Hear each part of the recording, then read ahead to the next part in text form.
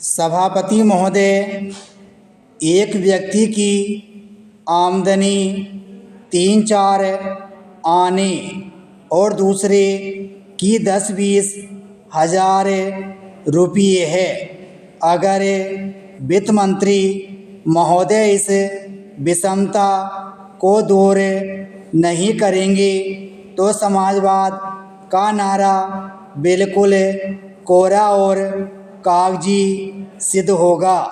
इस देश में 8-10 करोड़ हरिजनों का एक ऐसा वर्ग है जिसकी आर्थिक स्थिति बहुत गिरी हुई है।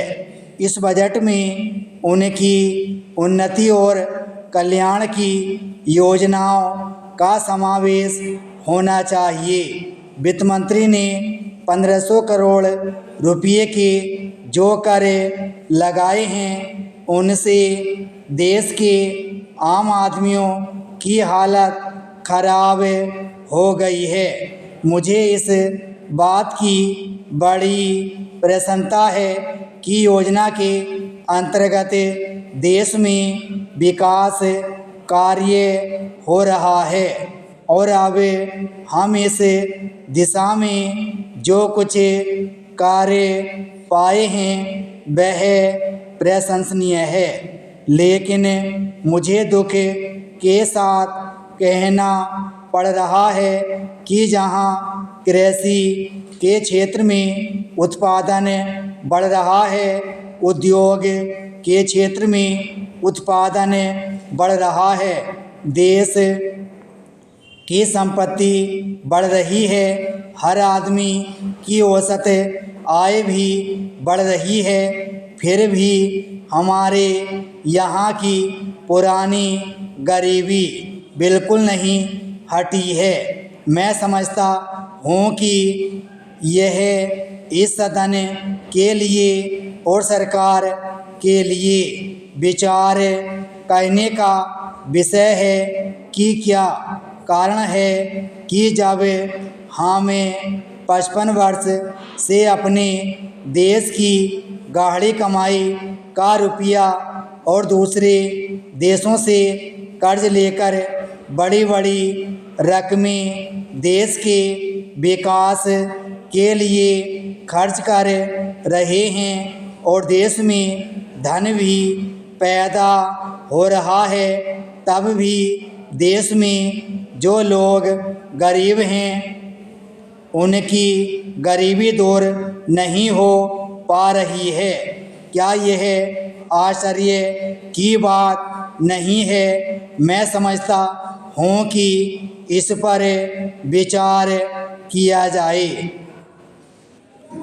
यह ठीक है कि हम समाजवाद के रास्ते पर जा रहे हैं, लेकिन समाजवाद के रास्ते पर ठीक ठीक चलें तो भी हम यह अनुमान नहीं लगा पाते कि कितने वर्षों में हमारे देश की गरीबी दूर होगी।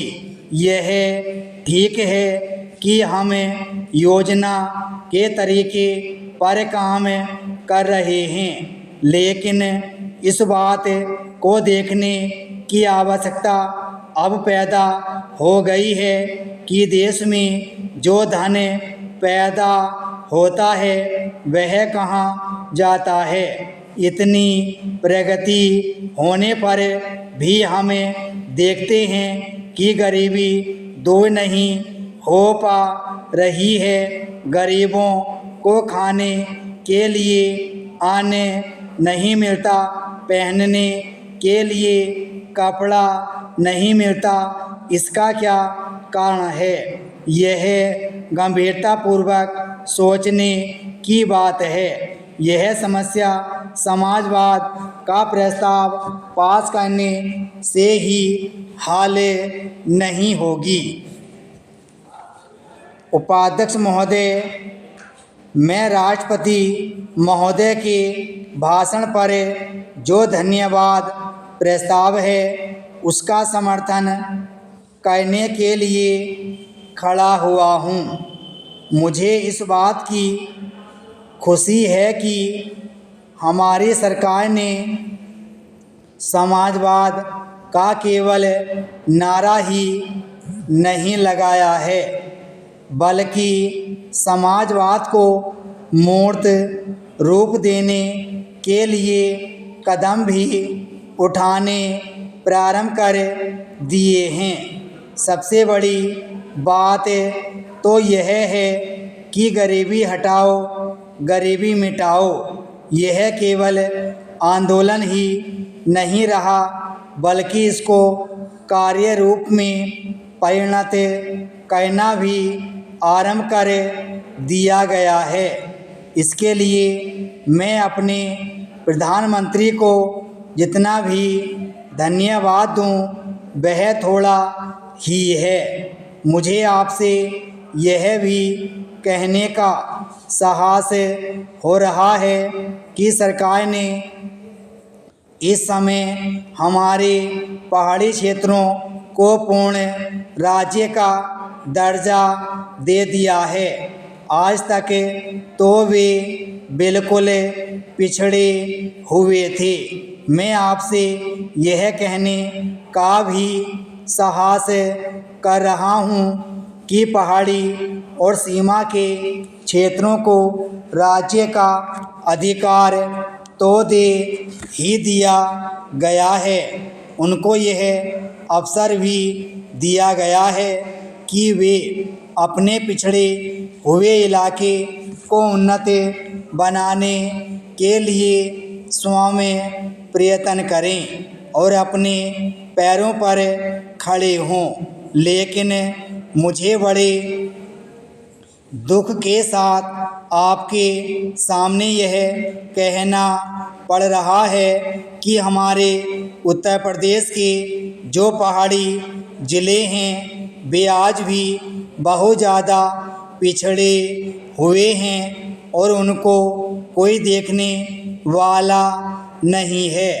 मैं सरकार का ध्यान इस बात की ओर दिलाना चाहता हूँ कि कुछ दशक पहले इसी दिल्ली में पहाड़ी इलाकों के सैकड़ों भूमिहीन किसानों का एक बहुत बड़ा जुलूस निकला था और उन्हें हमारे राष्ट्रपति ने आश्वासन दिया कि उनकी भूमि समस्या हल करने के लिए वे उत्तर प्रदेश की सरकार को लिख रहे हैं।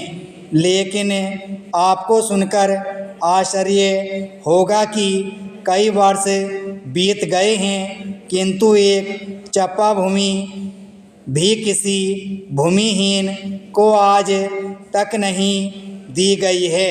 हमारे भूमिहीन किसान कभी जेल में सड़ते हैं और कभी कहीं मारे फिरते हैं, लेकिन भूमि उन्हें नहीं मिली।